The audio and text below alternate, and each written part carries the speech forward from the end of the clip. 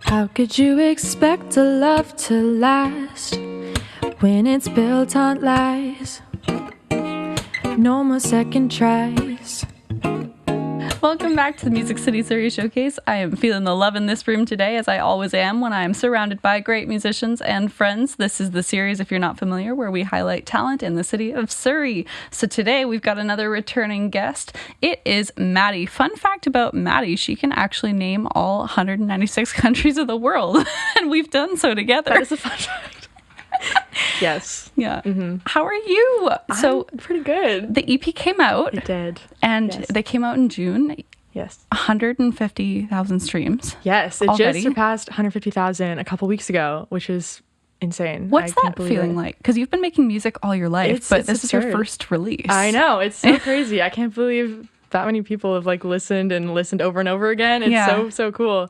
I think I definitely got lucky with some playlist placement, which is nice. But it's been crazy. It came out in June, so it's been a few months now.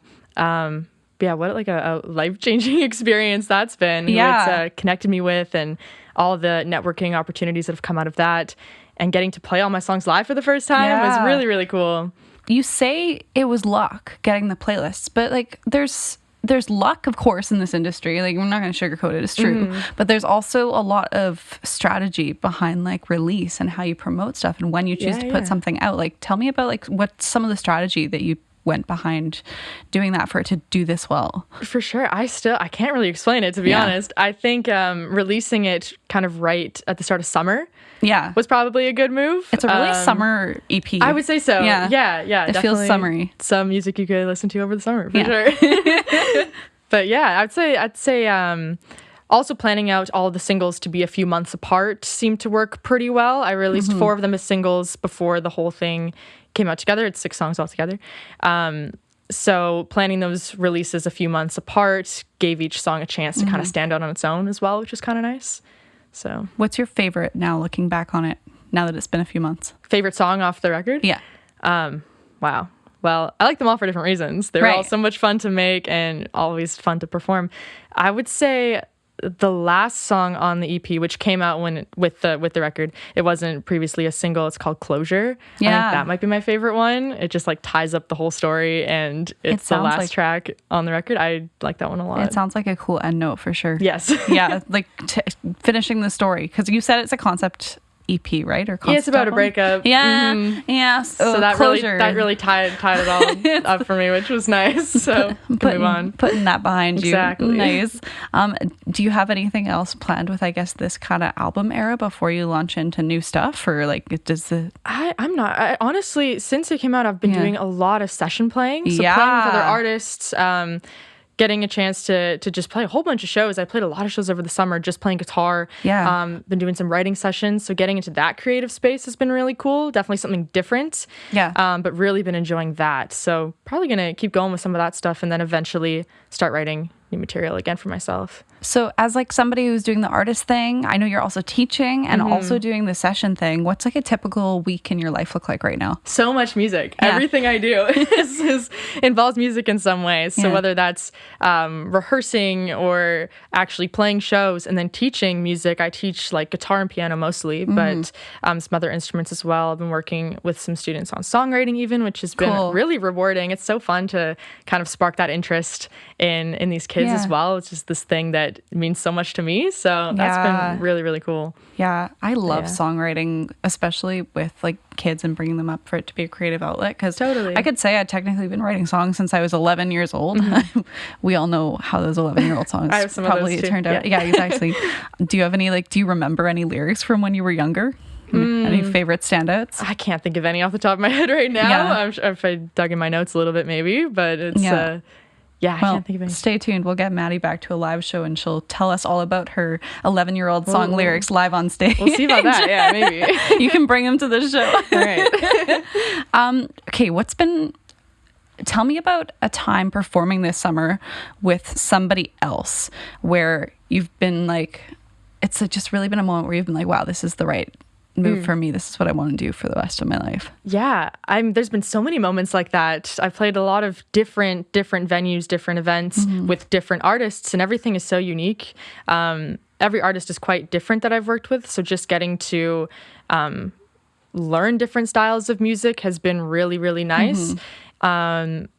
More recently, I've been working a lot with another artist, Tess Anderson, playing guitar for her, which has been really, really fun. Really like that dynamic. It's more of like an alt rock thing, which is not like my music at all, but super cool to step into that space and learn that style of guitar and get to have a different kind of energy on stage. That's been a lot of fun.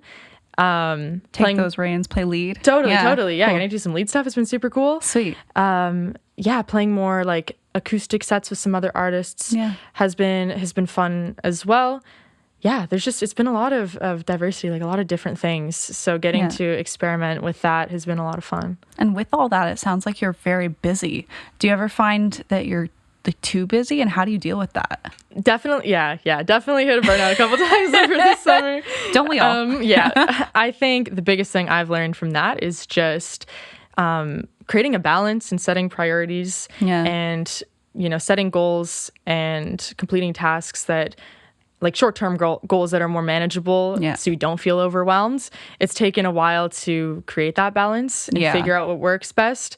But that's helped a lot. Yeah. So, because there was a point where I remember just people were calling you left, right, and center all summer, and it was like you're like, oh, I have to turn this down, and I don't know if I'm gonna have time. So bad. It's like having to turn down gigs too. But it just shows your worth too. Like you've become a staple in this scene almost too. For like people turn to you and call you, but also it's knowing like when to set boundaries and take time to yourself. Totally.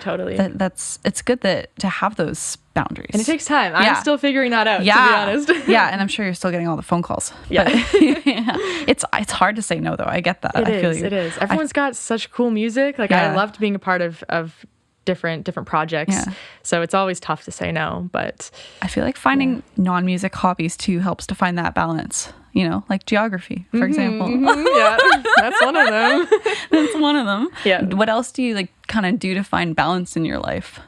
Oh, man, everything I do involves music in some way. I just love it so much. Like, even just hanging out with friends. A lot of my close friends are musicians that I work with. It's true. So just like a hangout usually happens turns into a jam. Turns into a jam, or it's after a rehearsal or like after a writing session. So we get to tie all those things together, which is always really nice. Yeah, or even listening to it involves it. Or conversation about where our influences and roots came from.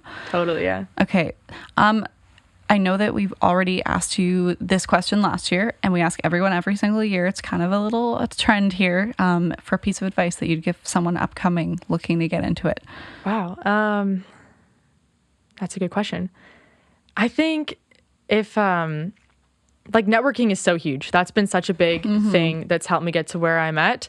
So any opportunities you have to go to a show or stick around and talk to artists after, or send a DM to someone that you think is cool, that's doing something cool in the scene. Like I've received a lot of those and sent a lot of those myself too, where it's like, I really like what you're doing. Like, let's jam sometime, let's hang out. Like, a lot of people are super willing to do that. And just building those connections opens a lot of doors. So finding opportunities to network and get more involved is always a good thing to be doing. I like to think of those Instagram DMs as like the LinkedIn cold messages of the music scene, except for it's more genuine, and I always feel like it's a mutually inclusive experience and not just something that someone's trying to sell you from a connection request. Exactly. Yeah.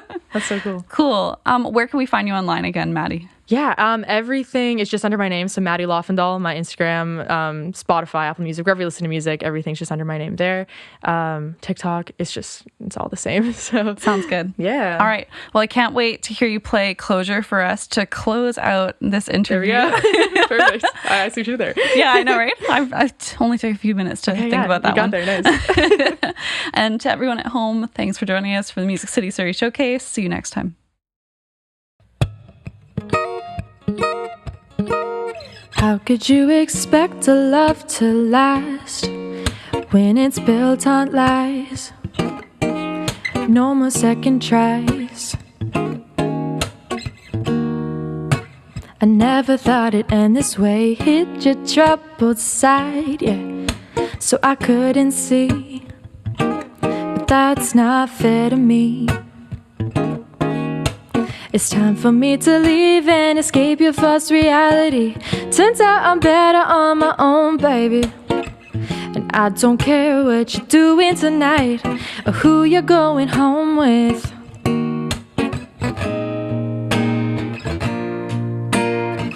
You played emotions like a game, baby. Took off the mask, but I won't be the fool. Broke my trust and now it's over. And now I finally got my closure. Now you're probably off with somebody new, doing all the things that we used to do. But I bet that you heard her too. Told me not to worry while your hands were on her. The mistake of believing your word. But even lonely nights apart would have never broke my loyalty. Turns out I'm better on my own, baby. And I don't care what you're doing tonight or who you're going home with.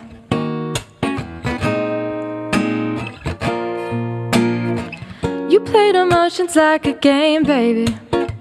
Took off the mask, but I won't be the fool. Broke my trust and now it's over. And now I finally got my closure. Rose-tinted glasses got me colorblind. Come to realize I was a step behind. I allowed myself to stay, waiting for you to make a change. Oh, the wishing well collects another dime, and all you've done is wasted all my time. Turns out I'm better on my own, baby. And I don't care what you're doing tonight or who you're going home with. Where you going? Oh no, yeah. You played emotions like a game, baby, and I had something with you. Now you're taking off the mask and you were looking a fool. Broke my trust and now it's over. And now I finally got my closure. Finally got my closure. Finally got my closure. Finally got my closure.